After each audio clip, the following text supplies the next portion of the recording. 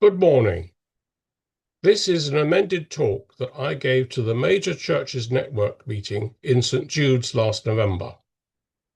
St Jude's is Lutyens' ecclesiastical masterpiece and considered by Simon Jenkins to be one of the 1,000 best churches in the United Kingdom. As with any building designed by Lutyens, it comes with a range of problems that arise once you start a repair, but not before. Today, however, we are not going to focus on Lutyens, but we are going to talk about the interior of this magnificent church. First, a bit of history. Hampstead Garden Suburb was founded by Henrietta Barnet, a Victorian and Edwardian social reformer. Henrietta Barnet and her husband, Canon Samuel Barnet, had a country retreat near the Spaniards Inn, abutting Hampstead Heath. And when the Northern Line was being built, she and her husband could see that their views were going to change as the line was going to emerge at Golders Green. The extension of the Northern Line was probably the final catalyst for creating the suburb, an area of calm where the working and middle classes could live together in peace and harmony, without all the disease, clutter and noise of inner city life. Canon Barnet was the incumbent of St Jude's Whitechapel, since demolished, one of the most deprived areas of the capital. Whilst there, they founded both Toynbee Hall and the Whitechapel Art Gallery. Because Eton College would not deal with Henrietta in the early 1900s, she created a board of trustees comprising admirals, bishops and generals and so on, and created the first Hampstead Garden Suburb Trust, which bought the land from Eton College. Further land was bought subsequently, but the old suburb, including Central Square, sits on that original parcel. Messrs. Parker and Unwin created the master plan for the original suburb, and Lutyens was brought in as a consultant with a brief to design Central Square together with the top of Heathgate and Erskine Hill. Central Square was to be the cultural heart of the suburb, with two churches, St Jude's in the foreground and the Free Church behind, and an adult education institute in the middle. That is now Henrietta Barnet School. The whole square is listed Grade 1. Reverend Basil Boucher, one of those quirks of the English language, the pronunciation is way different from the spelling, was the first vicar of St Jude's, and he oversaw the building of the church. Work on the church was suspended when World War I broke out, and he was a volunteer chaplain during the war. In the latter part of the war, he met Walter Starmer, who had originally been a volunteer member of the Red Cross. Walter Starmer was discharged from the Red Cross at the end of March 1915, but he returned to France in August 1915 as a volunteer member of the YMCA, which provided recreational facilities for soldiers returning from the front line and for all the support services behind the front lines. Walter Starmer was also an official war artist, and many of his paintings are in the Imperial War Museum's collections. Boucher met Starmer in Arras in 1918, and they agreed that when the war was over, Starmer would design a wall painting scheme for St Jude's. This is what the interior of St Jude's looked like before the wall paintings were created. I mentioned Reverend Alan Walker here because as a result of the research he carried out, we now know how important these wall paintings are. When Alan first arrived as vicar of St Jude's, he recalled being told that the wall paintings were of no real significance and that the PCC were thinking of washing them over. Fortunately for us, this did not happen. Tobit Curtis, in an environmental report on the church commissioned by Historic England, noted in his executive summary, St Jude's Church is a building of national significance and is decorated with one of the most important and extensive schemes of early 20th century wall paintings in the country. Tobit's report demonstrated that the radiators embedded in the outside walls heat the exterior of the building more effectively than the interior. Stephen Payne and Sophie Stewart, partners in the firm Payne and Stewart, a leading firm of icon-registered conservators, first reported on the wall paintings in 1998. ICON stands for the Institute of Conservation, and only a firm of icon-registered conservators can work on the wall paintings. That has been a condition of the permissions given to restore and conserve the wall paintings. Payne and Stewart followed that report up with further reports in 2006 and 2015. The last report is our reference Bible for the works to be undertaken in the foreseeable future, as each wall painting is referenced in the report.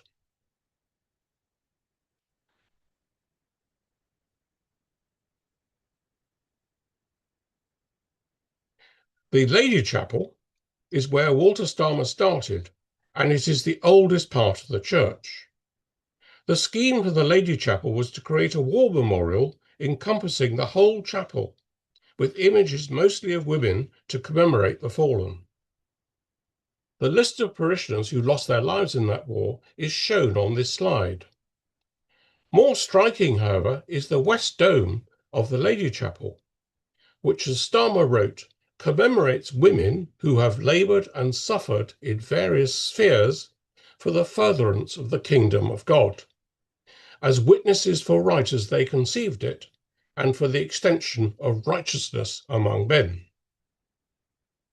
The intention is to suggest continuity of effort towards this end through the Christian ages. Thus you will find portraits of Florence Nightingale, Joan of Arc, various saints, a girl guide, a brownie, a slave, some campaigners for women's rights, and a nurse with a wounded soldier. The key to this dome is on the wall just outside the entrance to the Lady Chapel. That chart only lists some of the individuals in the dome, and when Bishop Anderson visited, he spotted a slave when we were standing on the upper level of the scaffold. A significant development for St. Jude's is that St. Jude's has agreed with the Courtauld Institute of Art that they can adopt the Lady Chapel as a fieldwork station for their postgraduate MA course in the conservation and restoration of wall paintings. For St. Jude's, this means that the restoration of the wall paintings in the chapel will be carried out at minimal cost to their parish, as the work is fully funded by external sources. The Lady Chapel will be taken over each spring semester for several years, and the first period occurred between the 26th of January and the 20th of March, 2026. Quoting from the Memorandum of Understanding, the full length of the programme to conserve the paintings will be dependent on the findings of the investigations in the earlier phases. The programme may be alternate years or every year to be determined. St. Jude's is already aware that the next semester will be in 2027. The tutors and students will be on site for 2 3-week periods, with a 2-week gap in the middle for the research to be evaluated back at the college. The whole chapel was scaffolded to allow access to all areas, and because the project involves training future conservators, the Archbishop's Council have paid for the scaffolding, and will do so again next year. This is a huge win for St. Jude's, and we look forward to working with the Courtauld over the next few years. The Courtauld's tutors and graduate students will be giving a talk to the parish on what they have found on the 18th of June at 4:30 p.m. in the church. Please do come along and hear what they have to say. It should be illuminating, and if you watched or attended the talk they gave in March, it will be really good. In the meantime, some of you may be familiar with the long-running TV programme, Have I Got News for You?, which always features quotes from some obscure trade magazine. Well, St. Jude's found itself in Scaff Mag, the trade magazine for the scaffolding industry. That arose because Millcroft, the contractors we chose, had to erect a completely freestanding and self-supporting scaffold, because we advised them they could not secure the structure into the walls as they might normally do. We are aware that amongst Walter Starmer's many talents, he was a successful illustrator of children's books. And whilst the Lady Chapel was conceived as a war memorial, the rest of the church was decorated with scenes from the Bible as if they were images from a children's colouring book. Henrietta Barnett was keen to get the message across, and she felt that creating them this way made them easy to understand by everyone. The paintings in the north and south aisles are illustrations of the parables and other stories from the Bible, whilst the paintings above the nave, choir and crossing and behind the high altar illustrate Jesus' life. We are aware that Starmer's techniques changed as he worked around the church. The whole project took up the best part of 10 years, between 1919 and 1929, and it is most unfortunate that the most badly damaged wall painting, The Last Supper, behind the high altar, was one of the last ones to be finished. That wall painting has paint peeling upwards from the surface. If you stand behind the high altar, you can see what is happening from below. The ascension into heaven above the Last Supper was, we think, varnished in the late 1940s, early 1950s, as water was coming in through the half dome. As many of you will know, Lutyens was not very practical when it comes to rainwater disposal. St. Jude's is supposed to benefit from intelligent rain, as there are no gutters around the nave roof. The water is supposed to run down the catslide roof, hit the parapet, and drop into the ground gutter. The fact that there might be wind associated with the rain has either been ignored or forgotten. The varnishing has trapped water underneath it, hence the salt marks on the painting. In conjunction with the work that's occurring in the Lady Chapel, St. Jude's has obtained a grant of £300,000 from the Commonwealth Heritage Forum under the Queen Elizabeth II Platinum Jubilee Heritage Skills Training Programme and the Vinehill Trust to restore other wall paintings in the church. The Commonwealth Heritage Forum has delivered over 70 projects in 30 Commonwealth countries, and it is a measure of the national significance of Starmer's work that this is the only UK project which they are funding. Originally, this grant was to cover the restoration of the most badly damaged wall paintings, but following a meeting in the church with the Commonwealth Heritage Forum, ourselves, and Payne and Stewart, it was agreed to change the emphasis to restoring all the wall paintings below the lintel in the north and south aisles as the first phase, with, if funds permit, the Stations of the Cross in those same aisles as the second phase, and again, if funds permit, the spandrels and wooden beams above those same aisles as the final phase. The spandrels are, in case you are wondering, those triangular images under the arches.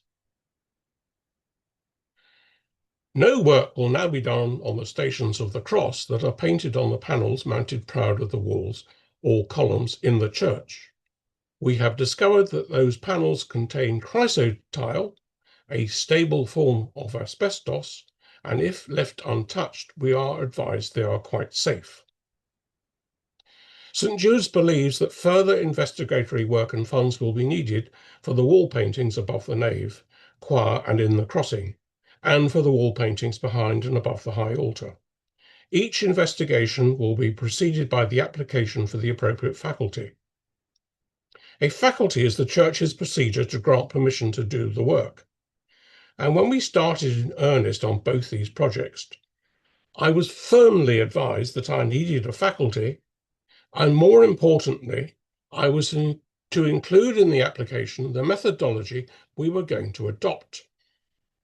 Bit difficult when you don't know what you're going to do. Fortunately, we were able to persuade the diocese to grant us a faculty to restore a test panel and thereby establish the methodology.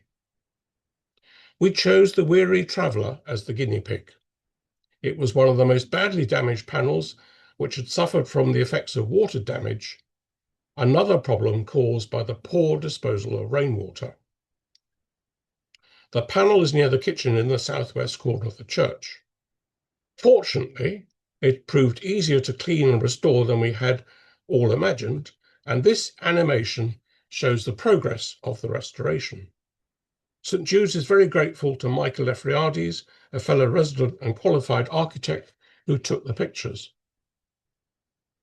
When it came to the first stage of the Courtauld project in the Lady Chapel, a number of questions were raised by Historic England and others over cracks in the structure. We were, however, able to satisfy everyone that these cracks date back to when the church was built, as Lutyens took the top off the hill on which the church sits, and its foundations sit wholly in clay. Going forward, at each stage of both projects, St. Jude's will be applying for the appropriate faculties to enable the work to take place. To give you all an idea how big this project might be overall, St. Jude's has carried out a survey from ground level and determined there are over 1,100 square metres of wall paintings within the church. To help with this work going forward, St. Jude's has invested in 2 scaffolding towers which are now stored behind the organ. We are, however, aware that because the wall paintings were given a matte finish, they will not necessarily look much brighter than they are now, but they should be easier to interpret.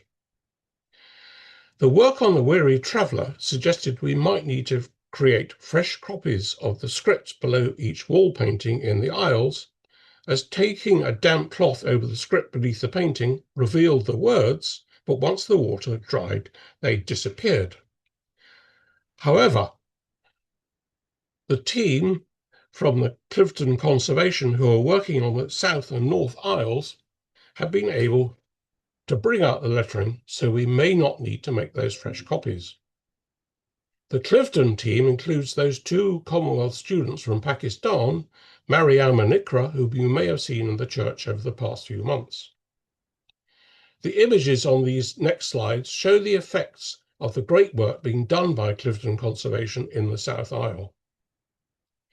We also need to be aware of the problem of removing the apparent heat stains where the wall painting is above a radiator, as some of it may not come off. Whilst Clifton have yet to report on their findings, they have suggested that some of the staining may have resulted from the organic compounds in the paint mix reacting with each other. I'm not going into detail here as I am not qualified to comment. In the grand scheme of things, when funds permit, we still envisage lifting and relaying the whole church floor, reordering the services, and at the same time replacing the early 20th century cast iron heating pipes under the floor and decoupling the radiators in the process. We will leave them in place as removing them will most likely damage the wall paintings above them. You might ask why we started this work now instead of waiting till we have reordered all the services and replaced the heating pipes under the floor. The short answer is the funds were available and we were advised to strike while the iron was hot. We are delighted that these magnificent wall paintings are finally getting the interest and attention they deserve, and we are very grateful to all those individuals and organisations who've helped us move forward. Thank you.